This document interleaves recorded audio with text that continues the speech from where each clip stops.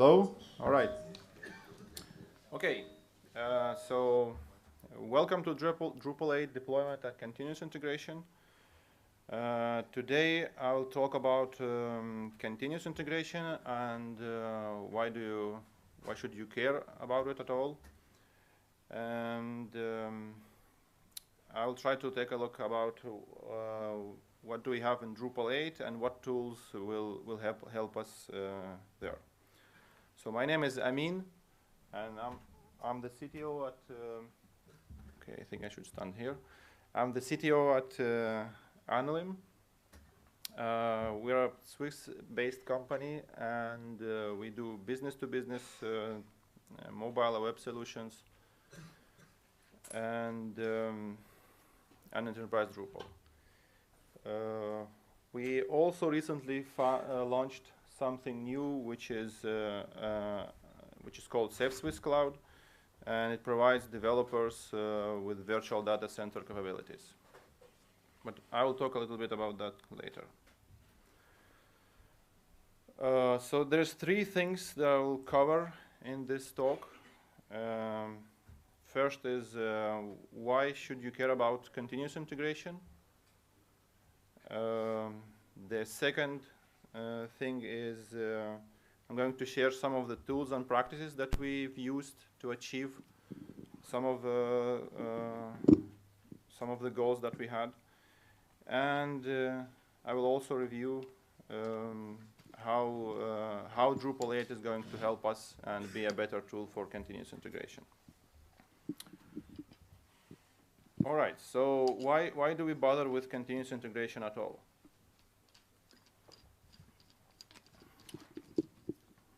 So how many of you are familiar with the situations here? Anybody? Just you? Okay. So we had this issue also in our company, and we had to spend like hours to prepare before we go live, bringing configurations from all different. We have a distributed team, by the way, so we had to make sure that everybody. Am I audible? No? Use this one since you're. Okay. So we had to make sure that everybody puts the configuration into the right place. Then we gather all that stuff. Then we go and try to apply these configurations manually. Of course, it breaks all the time. And after we're done, most of the times we spend another week of fixing bugs that are related to the deployment itself. It's not like, not functional bugs, it's things that arise because we deployed this thing in not a very good way. So, and we had to deal with, so if anybody remembers a website that was so fragile and broken that, you know, every time you look at it, it basically breaks. We have a microphone issue. Yeah, this wasn't deployed properly. They probably didn't test it enough. Yeah, yeah. All right, I think this is better. Okay, no, it's not. It keeps falling down.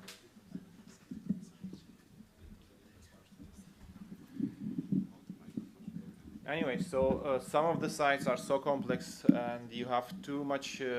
You've already spent a lot of time working on it, and the configuration change from time to time or change a lot, and then you have this fragile website that you can never get to work properly.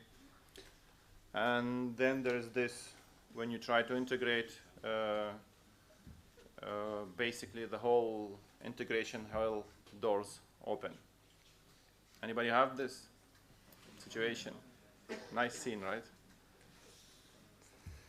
Okay, so so we decided that we want to change that, and we decided that we want to deliver faster and actually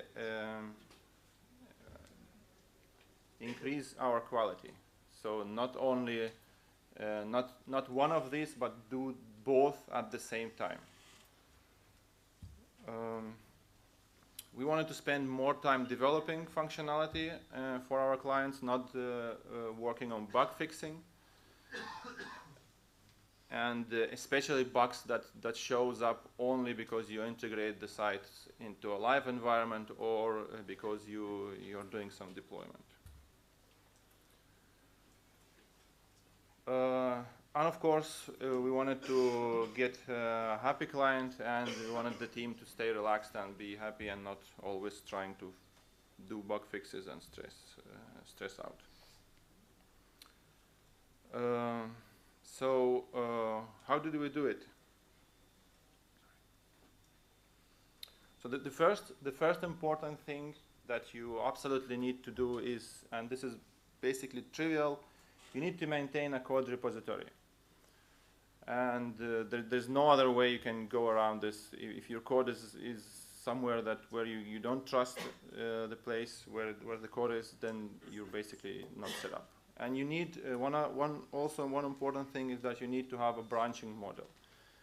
And your developers need to actually understand the branching model, and you need to make sure that everybody knows what to do and which piece of code gets committed to which branch. We use Git, of course, and we also found that using a visual tool which is called GitLab, which is very similar to GitHub, but you get to install it on your own premises and just use it.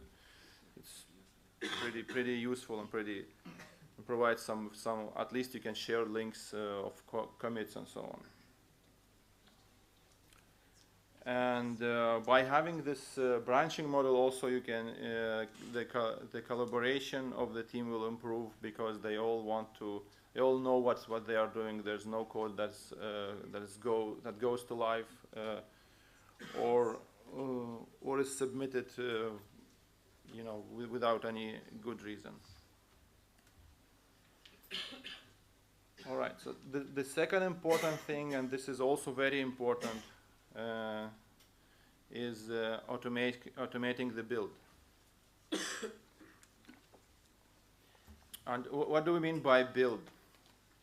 For us, when we say that we automate the build, basically it means that the build should be able to get the code from somewhere, from a trusted place.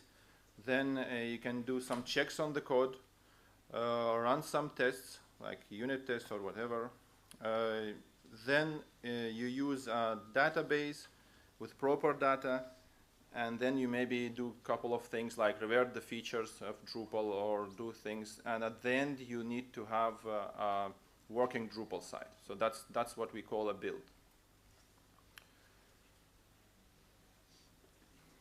Another important thing with the build is that you need also to understand where are you putting the build, what's the environment that the build is going to run on.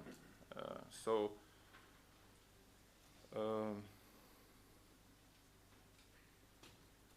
basically you need to care about how PHP is configured, how Apache is set up, and all this stuff needs to be also part of the build. Because if you build something on one environment, it can work on another environment, it can completely crash and break.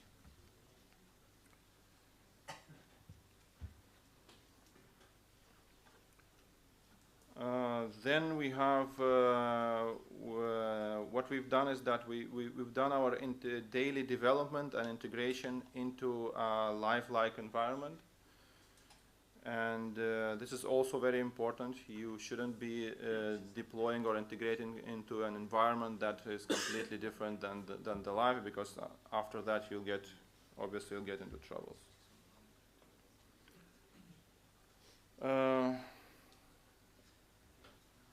Yeah, so once we automated the build, we were able to build more often, and basically what we try to do is to make the build also run the tests. And sometimes tests, or actually simple tests, are very slow, so we're not like building them always, so our build is parameterized. You can say to run the test or just to skip the test. So if we're running the build on a test server, we just run all the tests. If not, if you're trying to build it locally, then you just skip this.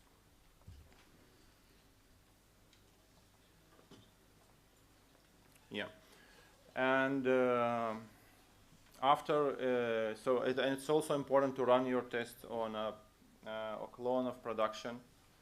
And it's important also to test your deployment procedure itself. So before you deploy on production or on the live site, you need to you can check out the whole code and bring the live database to a test server, and then you try to deploy there over and over again until you're sure that the deployment is okay, and then you can move all that and do the final step on the live site.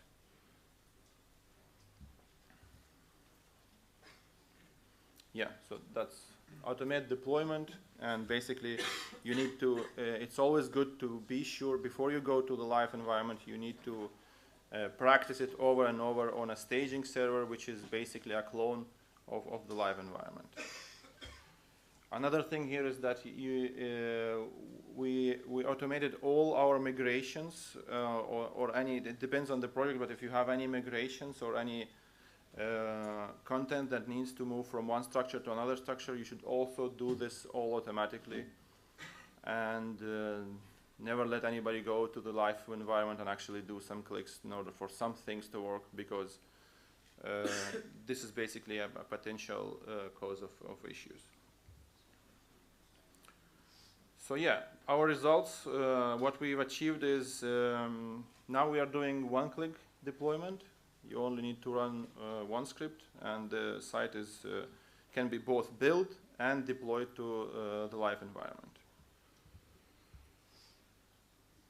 We were spending like 3 hours before that gathering the configurations, preparing, making lists, doing all sorts of manual stuff, and now it all can be done in 15 minutes, which is basically the time that it's taken. Most of the time it's taken to clone the database from, if we're deploying this on staging, so we just clone the database from the live website, we sanitize it, and then we run all the deployment on a real production database.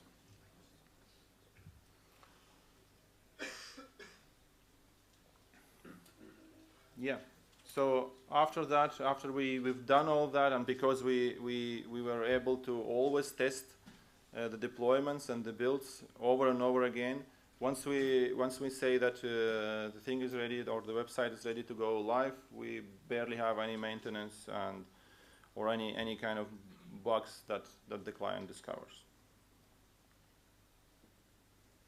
and which also means means a lot for the team and for the levels of stress in the team. Again, a team focus shifted from bug fixing and doing all this annoying stuff to creating really useful features. And it just feels much more better than to do new features and not, you know, get stuck in bug fixing.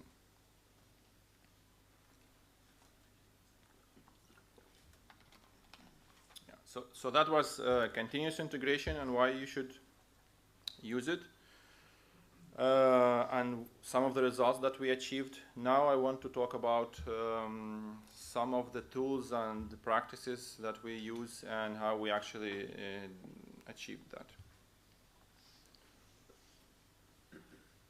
that. Yeah, so I'll review some of the tools for Drupal 7 because now we're building in Drupal 7. I'll mention some of the limitations and problems, and after that we'll go to Drupal 8. So here's a bunch of tools that that basically I think most of the people familiar with. I mean, the first line, update hook. It's a powerful thing, but can be a bit complex. Features. Anybody uses features? All right. Anybody completely happy with features? Okay.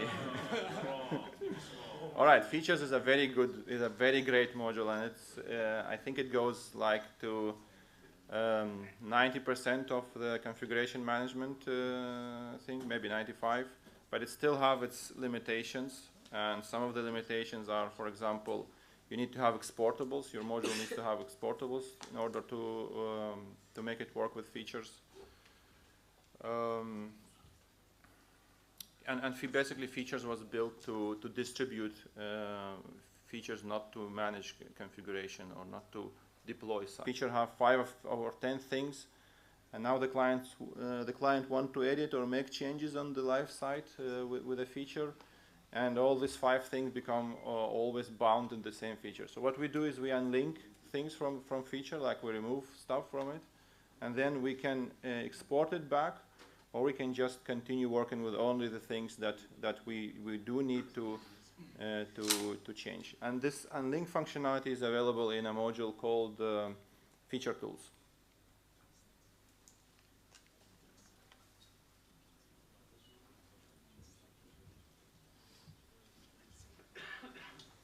All right, so we also use Drush, and Drush basically is the Swiss Army knife of Drupal.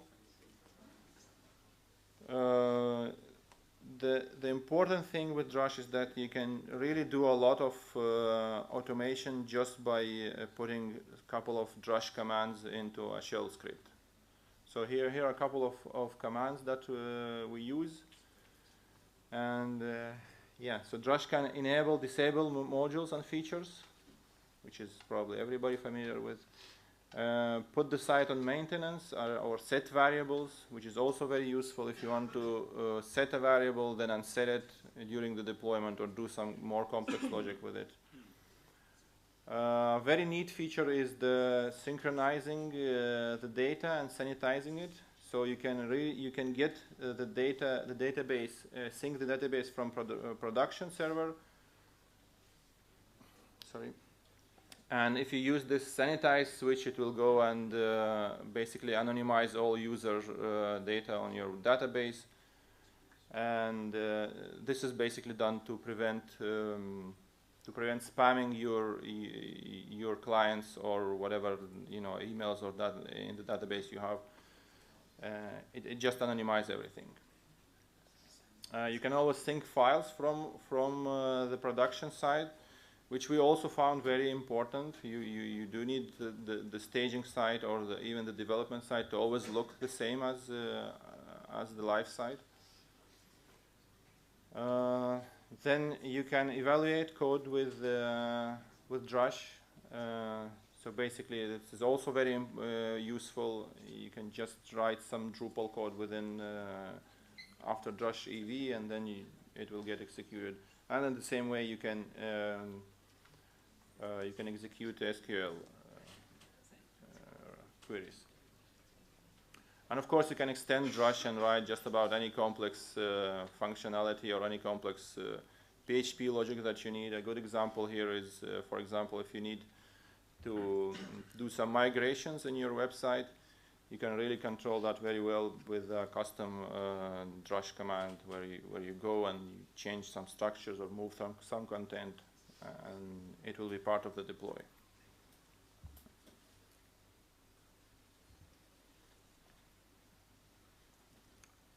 Yeah, so I talked about the importance of environments, and for environment scripting, or for making sure that the environment is always up to date with the code, we use a tool called SaltStack. Anybody familiar with SaltStack? No? Okay, 1, 2. So you should really check this out. It's very easy to install, and the basic idea is that it's a configuration management system that uses data files also, like it stores the configurations in YAML, and it's a remote execution system. So you can, it's pretty much like I think like Puppet or Chef. You can set it up with master or masterless way. And what it does is that you can. So what we do is that when an environment is being set up or booted, it asks for its configuration from a Salt master server that we have. And the Salt master server basically is a centralized place to keep configurations. So we have basic stuff like make sure that Apache is on, make sure that PHP is configured, make sure that there's enough RAM for PHP, and so on. And also the salt master is smart enough to go to the Git repository and also actually check code, check the code of the project that is being deployed now and add things on top of that. So a good example of this is some of the developers use some functionality that needs a library, like the CURL library, maybe. And when the developer commits the code that uses the CURL library, he can also, in the same project, just go ahead and modify the salt configuration files, and any build that will happen after that will automatically install the library for you on the environment. So it's kind of, it has generic configuration, and it also can go to Git and bring some project-specific configurations.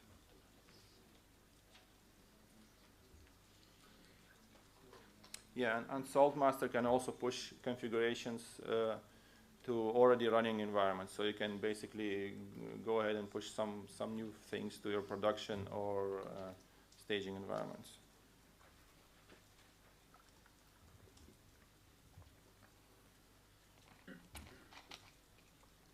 So in terms of infrastructure, one more thing that I want to share. We use Vagrant and CloudStack.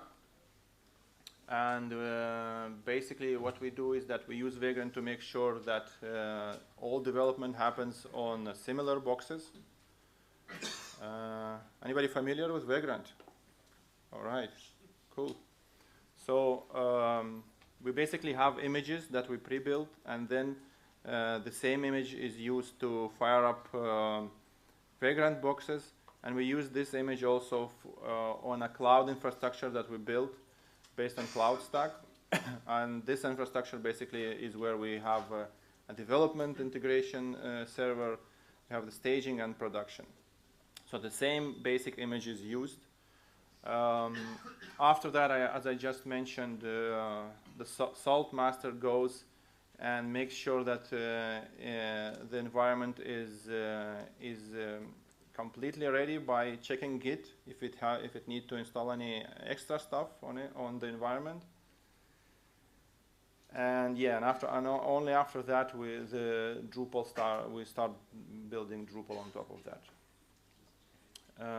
We also have Jenkins, which also checks Git and does some automated stuff on our production server, on our cloud infrastructure, like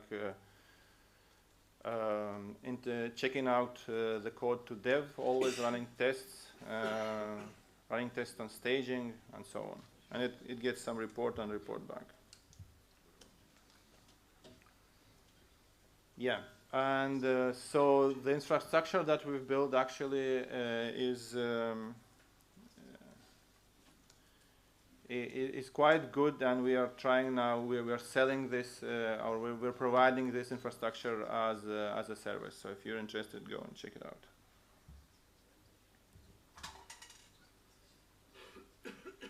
Yeah, more tools. So we use Jenkins, as I just mentioned. We're exploring with Fing. Fing can be used also to build. Right now we're building with shell scripts and Drush scripts, but Fing is probably a more powerful tool to do that. And of course, for testing, we use simple tests, and we use Selenium to do kind of a smoke tests on top of that. And the problem with simple tests is that it's pretty slow, so you won't be able to most likely won't be able to run it on your development environment or your local development.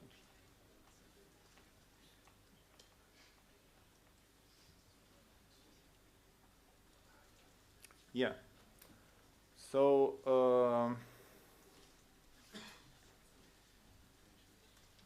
basically, the main limitation that we have now is configuration management with features. We get into troubles with that, and the lack of integration into external tools, which may be the WF tools, yeah, module can resolve that. All right. So what about Drupal 8? What should we be watching for in Drupal 8? And of course, Drupal 8 is still a work in progress, but unsurprisingly, the most anticipated thing in Drupal 8 in terms of configuration, in terms of deployment, is the configuration management initiative, which is basically a core API that it's a core API to deal with all configurations, so you don't need to rely on any exportables. It's file-based. It uses YAML files, and so therefore can be versioned. So all your configuration can be put into a version control system. Yeah, the configurations are cached in the database, and yeah, by default, the configuration manager module is pretty simple and have a very, at least what you get now when you install Drupal, is a very basic workflow.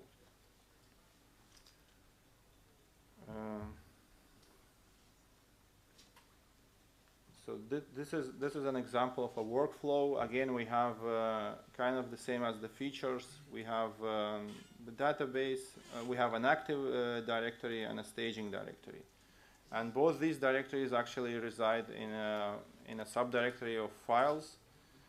And the subdirectory is called config, and it's followed by a hash. So what you get immediately when you install Drupal 8 is that you can basically export from the development environment. If you export your configurations, it will provide you kind of a config.tar file. You export that, and you can go ahead and immediately put it into the staging. Just unpack it and copy it into the staging subdirectory in production. And then when you're ready, you can go to the interface and just sync it, and then basically your production system will switch between the active and will sync, will accept all the new configurations. The thing that I didn't find any solution for is that once, or maybe not that convenient now, even though the documentation mentions it, is that having this hashed or hashes in the config directory will kind of make it a little bit hard to put in Git. So we have directories that are under the files, which is already kind of a not very convenient way. I mean, we don't put in our projects, we don't put the files directly in Git. We don't track the files directly in Git. But even if you do that, you'll have a directory with hashes which may change from environment to environment, and therefore, yes? Part of this is in the settings page. Maybe to change this. Yeah, maybe by default, yeah. But you will still have the hash. Probably will still have the hash because it's built into there in this for a security reason. It's not like every time, but it's not. You cannot guarantee that it will stay the same through all your environments. So one way to deal with this, maybe writing a drush command that will bring the hash, or be able to figure out the hash from Drupal and then deploy things. But so far, this is kind of a. It's not used yet, and therefore that is why this is a good place to write contribution modules.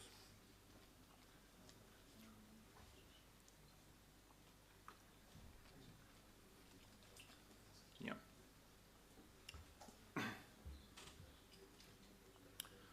So, but that's not all with Drupal 8. We have several new APIs in Drupal 8 that will definitely help deployment. and several new modules. Features 3 is going to be written based on the new configuration management API, and maybe it will have some configuration tracking, but at least it will use the configuration management API to package things as usual and just distribute them. There's another API which is called the state API in Drupal, and it's basically a place to store configurations or information that is not that is related to the system state. Like, for example, you can use this for build numbers of the site. You don't want to migrate or push build numbers from one, or maybe not build numbers. Maybe last time the cron run, there's some variables that you don't necessarily need to push from development to staging to production. All these things should stay on their environments. Yeah. Another thing is Composer. So you can. This will definitely help managing dependencies and definitely help automating the build. So I didn't see any examples yet for related to the state API, and we're not using Composer yet. But this is something that we definitely will look at, and this should help us automate the builds.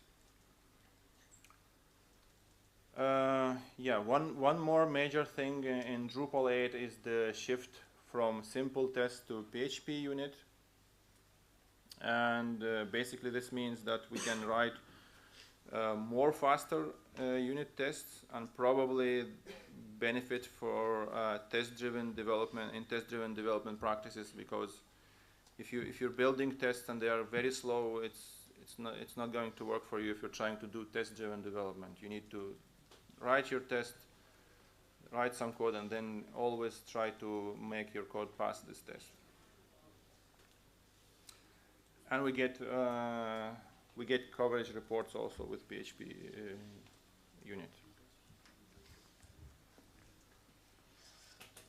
So to-dos for Drupal 8 is basically the next steps are we need to finalize the APIs as was mentioned today by Dries, and we need to start writing contributed modules on top of that in order to basically to make sure that the APIs are suits what we need. And we also need to take a look into integration with different external continuous integration tools.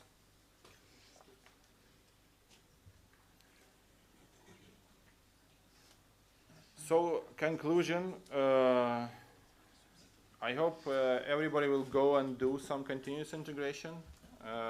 It's really important, it helped us a lot. And it's pretty easy to start. You don't need to do complex things. If you just try to automate the build as a first step, this will give you a lot of opportunities and possibilities. Then Drupal 8 is pretty good. I think it's very promising, and a lot of issues will be. It's still in progress, but a lot of issues looks like that it will be resolved with Drupal 8 with contributed modules, using of course the APIs. And we all need to basically to go and experiment with all these APIs and invent new workflows for building this. So thank you very much.